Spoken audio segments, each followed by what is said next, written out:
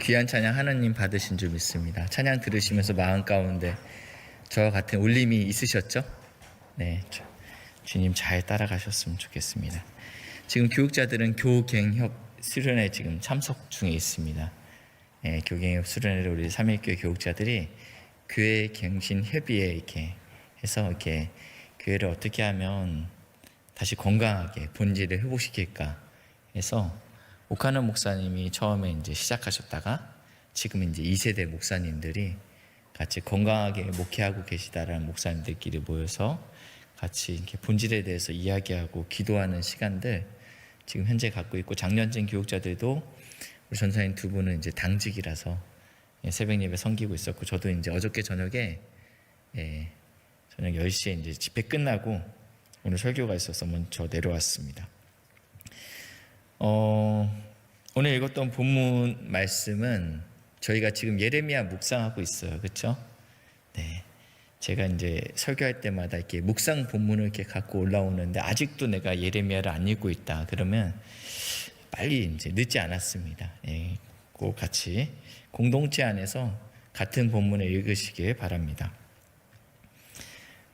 저는 이제 하나님을 뜨겁게 97년도에 98년도 이렇게 2000년대 이때까지 굉장히 뜨거웠습니다. 지금은 많이 식었다라는 것처럼 들릴 수 있는데 그때는 물불 가리지 않았던 것 같아요. 교용은 맨날 울고 있고 혼자 저쪽에서 질질 짜고 있고, 그 하나님이 너무 사랑스러워서, 그 하나님이 너무 좋아서 일주일에 3번씩 이렇게 전도하러 다니고 복음 전하고, 그러다가 내가 군대 가서도 빨리 복음을 전해야지. 그래서 군 입대 영장을 받고 한 달 전에 머리를 깎았어요. 벌써 제 마음은 이미 군대 가 있었거든요. 그래갖고 그 청년부 담당 목사님도 야, 너는 왜 이렇게 머리를 빨리 깎냐 했더니 제 마음은 이미 군대 가서 복음을 전하고 있었어요, 그 당시에. 그래서 이렇게 정확히 어딘지 기억이 안 나네요. 의정부에 있어요. 이 처음에 모여 있는 데가 한 2박 3일 정도 의정부에서 잠깐 모였는데 제 앞에 그 문신한 형제가 앉아 있더라고요. 등치가 이제 산만하고, 저는 아시다시피 이렇게 되게 이렇게 약간 약하잖아요. 실제적으로도 약하기도 하지만 보기에도 굉장히 좀 유약한 사람입니다. 근데 이렇게 군복 받으려고 줄 서 있는데 제가 이렇게 등에 문신을 한 형제 이렇게 어깨를 툭툭 치면서 저기요 그랬더니 이 형제가 저 이렇게 딱 째려보더라고요. 그랬더니 예수 믿으세요? 그랬다가 이제 그 형제 그 눈빛이 잊혀지지 않습니다. 제가 99년 1월 군번이에요. 1월 군번인데 이 훈련소 6주간 신약 성경을 한 번 읽었어요. 신약 성경 한 번. 훈련소 때는 뭐 책을 읽을 여유는 없죠. 그러니까 새벽 4시에 일어나서 화장실 가서 2시간씩 성경을 읽었어요. 그만큼 뜨거웠어요. 마음이 뜨거웠어요. 근데 이제 한 1월 군번이니까 이제 하여튼간 좀 60명이 이렇게 같이 한 내무반에 있다 보니까 이게 뭔가 불결하잖아요, 생활이. 그러니까 독감이 쫙 유행했습니다. 그날도 신약 성경을 읽고 있는데 예수님께서 병든 자를 고치셨다는 말씀을 열심히 묵상하고 있었어요. 새벽에 그 말씀을 묵상하고 살고 있는데 저희 내무반에 이렇게 독감 걸린 환자가 있는 거예요. 제가 이 얘기 아마 했을 것 같은데, 독감 걸린 환자가 있는데 주님이 하셨다면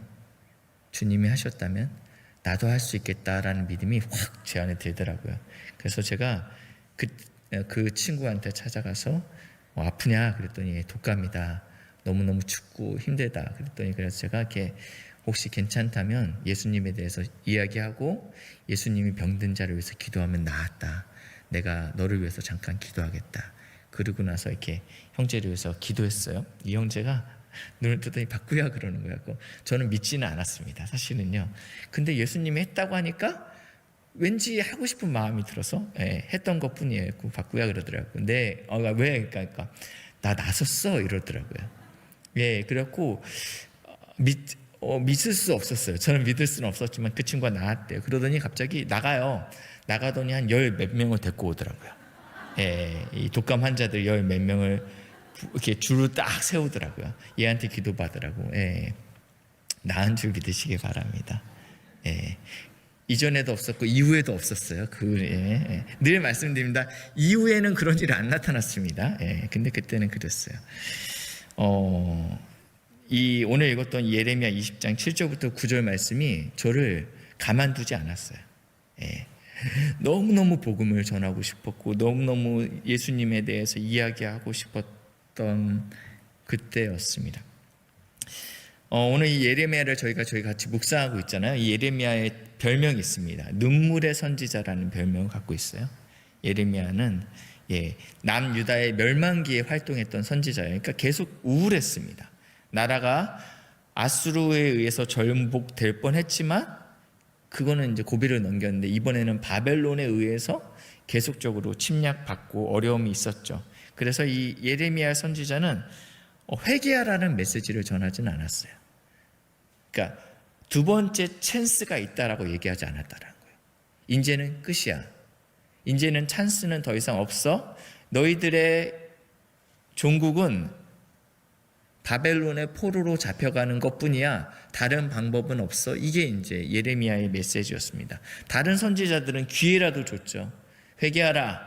돌아와. 하나님이 너네들한테 아직 기회가 있어 라고 했는데 예레미야는 그런 선지자는 아니었다라는 것입니다. 그러니까 이 메시지가 굉장히 불편해요. 그렇죠? 예레미야의 선포는 예루살렘의 파멸과 멸망을 이야기하고 있어서 많은 백성들이 굉장히 예레미야를 불편하게 여겼습니다. 예레미야 18장 18절 말씀인데 자막 준비 안 됐고요. 제가 이제 다른 번역으로 준비했습니다. 우리에겐 충분히 많은 제사장과 지혜로운 자 그리고 예언자가 있다. 우리에게는 이런 불편한 메시지를 전하는 예레미야는 필요 없다. 이게 백성들이 하던 얘기야. 우리는 너 말고 다른 제사장 있어. 다른 지혜로운 다른 예언자가 있어. 우리에게 좋은 메시지.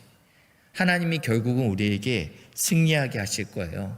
지금은 바벨론한테 눌리는 것 같지만 결국은 하나님이 우리를 회복시킬 겁니다. 이미 예레미야 시대는 1차, 2차, 3차에 걸쳐서 바벨론에 의해서 포로가 잡혀간 상황이에요. 그러니까 예레미야는 바벨론한테 1차 포로로 잡혀가기 이전부터 활동하고 있었던 사람이에요. 근데 예레미야가 선포하고 있으니까 1차 포로가 다니엘과 세 친구들, 아주 유능했던 사람들이 바벨론에 사로잡혀갑니다. 2차 포로 시대 때는 에스겔, 여러분이 잘 알고 있는 에스겔 선지자, 에스겔서를 쓴 그 선지자도 잡혀갔어요. 그 당시만 해도 하나님께서 아직 우리를 완전히 멸망시키지 않았기 때문에 결국은 포로로 잡혀갔던 이 사람들도 돌아올 거라는 메시지를 선지자들이 선포하고 있었어요. 근데 이 예레미야는 계속적으로 불편한 메시지를 선포하니까 너 말고 다른 목사님 긍정적인 메시지, 할 수 있다라는 메시지, 그리고 종국에는 잘 될 거라는 메시지를 선포하는 그런 우리 목사 원하지 너 같은 사람 원하지 않아, 이렇게 얘기하고 있다라는 거예요. 굉장히 인기 없는 설교자였습니다. 20장 1절부터 6절까지는요, 이 백성들과 대다수가 그렇게 했고요. 20장 1절부터 6절은 누가 등장하냐면 제사장 바스홀, 누구냐면 성전의 총감독이라는 거예요. 성전의 총감독. 지금으로 말하면 총회장 정도 되겠네요. 우리 합동교단의 총회장. 굉장히 이거는 한 교회의 머리가 아니라 전 교회의 머리는 예수죠. 그렇지만 눈에 보이는 건 총회장이잖아요. 그러니까 이 총회장 정도 되는 사람이 예레미야를 불러요. 예레미야 예언을 들었어요. 그래서 2절 보니까 이 바스홀이 선지자 예레미야를 때리고 그리고 목에 씌우는 나무 고랑을 채워 두었더라. 저희가 이제 우리 옛날 심청이는 아닌데 누구죠? 그 수청을 들지 않았던 그 사람? 춘향이 목에 딱 세웠던 그런 것처럼 지금 예레미야에게 이렇게 지금 씌운 거예요. 누가요? 총감독이요. 그러니까 백성들도 너의 메시지는 틀렸다고 하는데 총회장이 예레미야 이단 하고 정지하고 끝내버린 거예요. 이 메시지를 전하니까요. 너무너무 외롭죠. 삶이 고단하죠. 자기의 있던 목회자 그룹에서도 지금 왕따 아닌 왕따를 당하고 있습니다.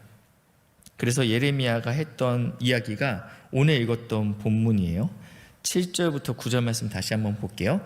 여호와여 주께서 나를 권유하심으로 내가 그 권유를 받았사오며, 야 예레미야, 너 이 얘기 좀 전달 좀 해봐. 백성들한테 곧 있으면 바벨론에 의해서 멸망할 거라고 좀 이렇게 전달 좀 해. 했고, 네 알았어요 하나님. 그랬더니 주께서 나보다 강하사 이기셨으므로, 하나님 너무 부담스러운 메시지인데요. 다른 사람 시키면 아야 너밖에 없잖아, 네가 좀 해줬으면 좋겠다. 그러니까 주님의 권유가 더 강하셨던 거예요. 내가 조롱거리가 되니 사람마다 종일토록 나를 조롱하나이다. 내가 하나님의 부탁대로 메시지를 전했더니 조롱거리가 됐다. 8절 내가 말할 때마다 외치며 파멸과 멸망을 선포함으로 여호와의 말씀으로 말미암아 내가 종일토록 치욕과 모욕거리가 되었다라고 이야기하고 있습니다. 그래서 이렇게 결단합니다. 9절입니다. 내가 다시는 여호와를 선포하지 아니하며 그의 이름으로 말하지 아니하리라 하면, 결단한 거예요. 내가 말해봤자 자꾸 욕만 먹으니까 결단을 한 거예요. 내가 얘기 안 할 거야. 입 꼭 닫을 거야. 결단하니까 나의 마음에 불붙는 것 같아서 골수에 사무치니 답답하여 견딜 수 없나이다. 하나님, 말해봤자 나만 억울하고 사람들 듣지도 않고 내가 답답해하고 죽을 것 같아요. 지금 그러고 있는 상황인데 나 말하지 않을래요 라고 입을 딱 다무는 순간 내 안에 말할 수 없는 아픔, 답답함이 찾아왔다라는 거예요. 이 은혜가 오늘 사랑하는 저와, 저는 원래 날 사랑했고 사랑하는 여러분에게, 그리고 우리에게 임하길 주님의 이름으로 축복합니다. 21장은 남유다의 마지막 왕 시드기야 왕입니다.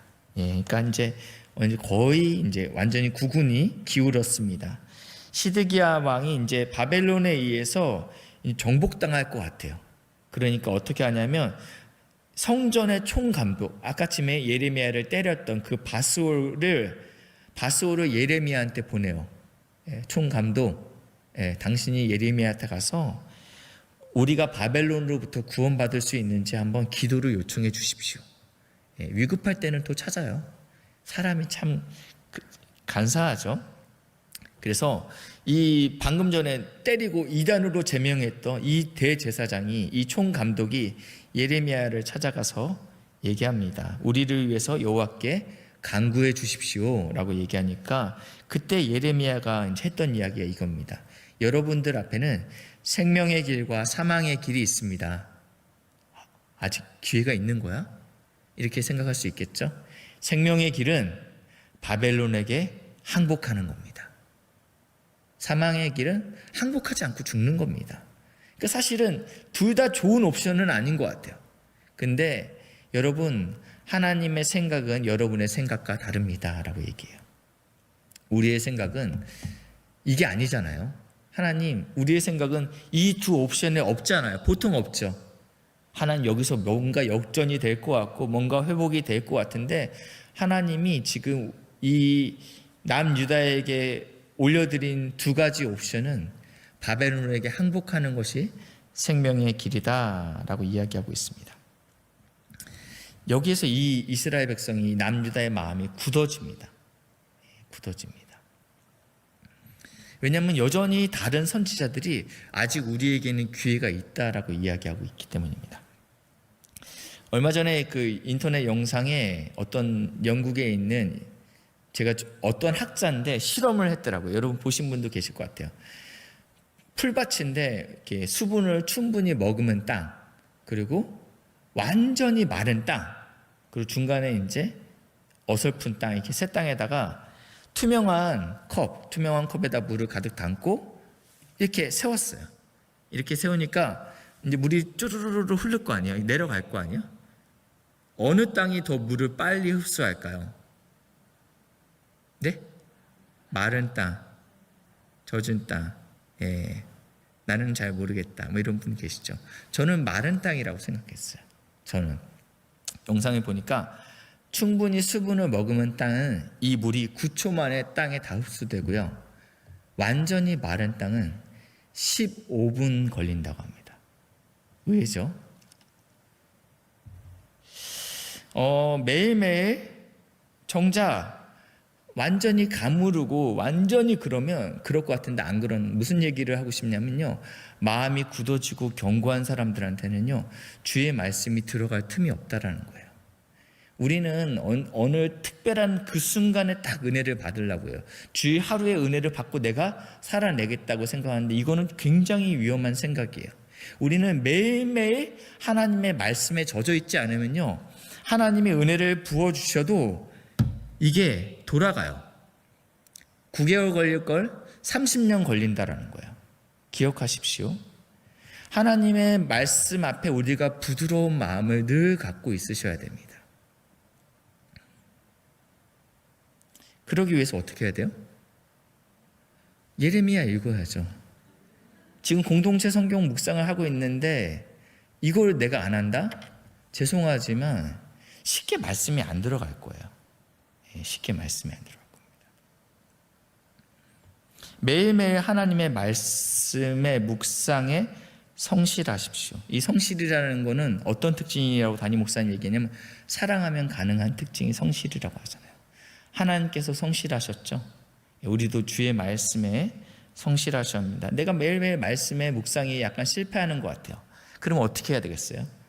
묵상학교 신청하셔야죠. 여러분, 묵상학교. 아직 신청을 많이 안 하셨어요. 네, 제가 담당이에요. 네, 여러분, 오프라인 묵상학교에 많이 신청해 주시면 감사하겠습니다.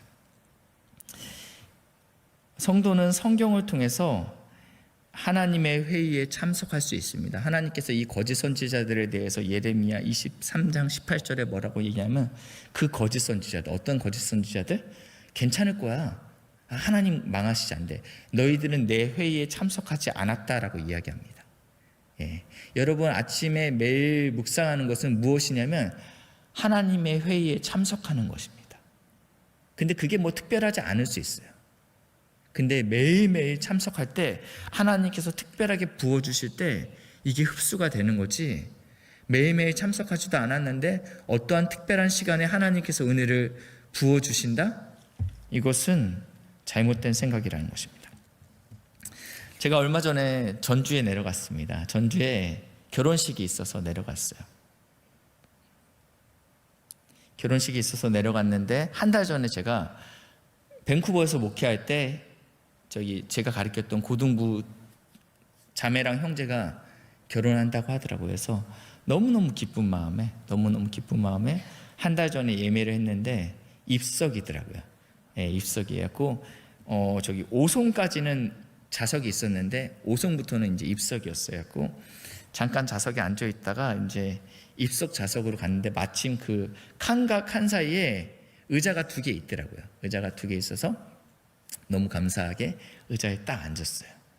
그랬더니 이제 오송역에서 이제 사람들이 이제 탈 거 아니에요? 타는데 막 그날따라 입석에 한 8명, 그 좁은데 8명이 있으니까 막, 근데 이렇게 아기가 4학년짜리 아이가 타더라고요. 근데 얘가 인사성이 시골 애들이라서 그런지 그건 아닌 것 같은데 인사성이 굉장히 밝아요. 타면서 어른들한테 안녕하세요, 안녕하세요 인사하고 타요. 그래서 이따가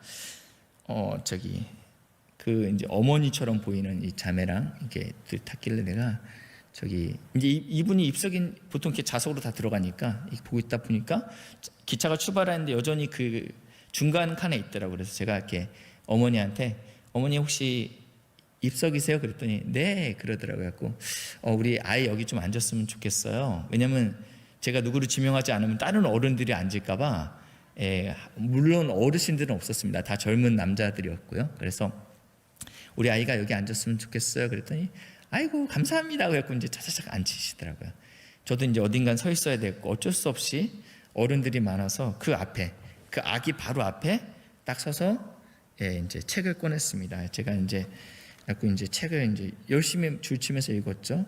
차가 이제 흔들려도 이제 계속 읽고 있는데 이 아주머니가 선생님 그래요. 선생님 그래갖고 네, 그러니까 선생님 하시는 분이 뭐예요? 그러더라고. 내가 그때 되게 부끄럽잖아요. 한 8명의 어른이 있는데 제가 목사입니다. 그랬더니 이분이 네? 그래갖고 목사입니다. 그랬더니 못 알아듣더라고요.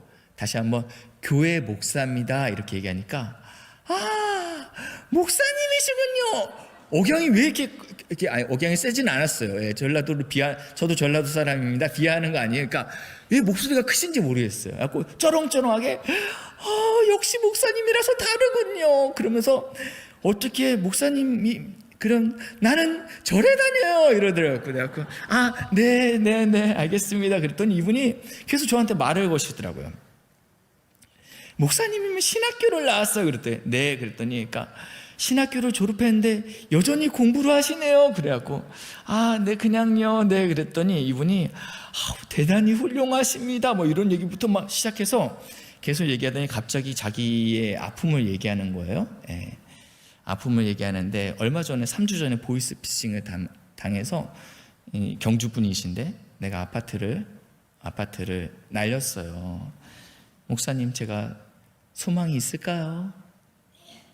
있죠. 소망이 있어요. 저기 자매님 제가 전생에 무슨 죄를 많이 져서 이런 일을 겪느냐. 아니요. 그건요 꼭 불교인이 아니고 저도 겪을 수 있는 일이에요. 우리가 어리석어서가 아니라 상황이 그러면 속을 수밖에 없는 나쁜 인간들이 있더라고요. 자매님 힘내세요. 그랬더니 그래야 되겠죠. 또 이러더니 목사님 그래도 계속 이야기하다가 이제 결국은 이 얘기까지 하더라고요. 목사님 정말 궁금한 게 있어요. 그러더라고. 네. 지옥이 있습니까? 그렇게 얘기하는데 갑자기 그 8명이 다 날 쳐다보고 있는 그 부끄러움. 네.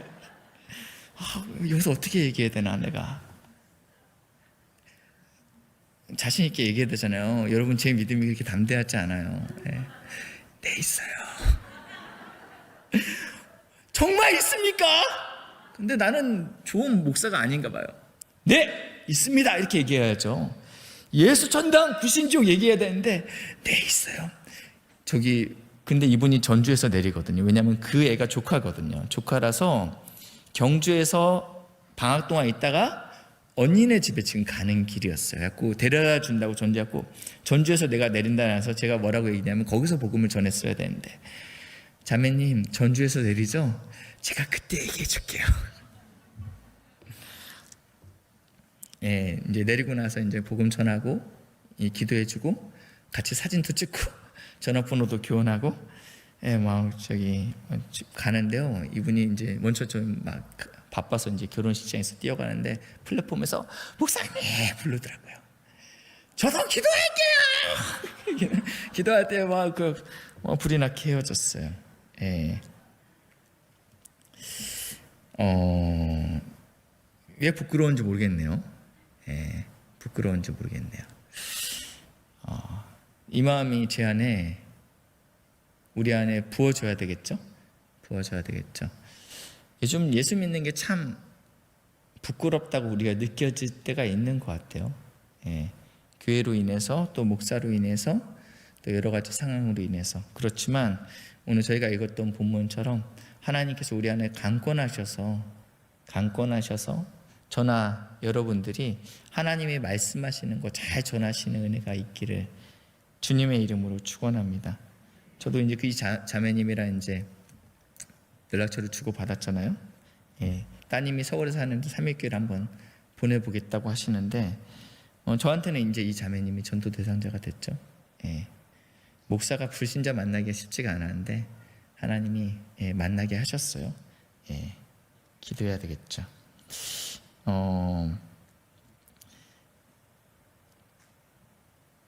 여러분 문을 여셔야 됩니다. 하나님께서 이기시는 분인 건 확실해요. 결국은 하나님께서 우리를 그렇게 만들어 가실 건 확실합니다. 그렇죠? 근데요 주님께서는요 우리의 문을 박차고 들어오시는 분이 아니에요. 볼지어다 내가 문 밖에 서서 안 열어? 박차고 여는 중에 두드리오니 인격적이신 분이라서 열어주셔야 돼요. 안 여신다 자꾸 그러면요 9초 걸릴 거 15분 걸리는 거예요. 결단하십시오. 여러분 문을 여는 습관, 오늘 특별한 은혜가 없더라도 매일매일 성경을 읽는 습관, 계속적으로 오늘 뭐 너무 어렵네, 오늘은 은혜가 안 되네. 목사도 그럴 때가 수두룩합니다. 오늘은 무슨 말씀 하시는지 모르겠어. 그래도 말씀 앞에 있는 거예요. 그런 은혜가 있으시길 주님의 이름으로 축복합니다.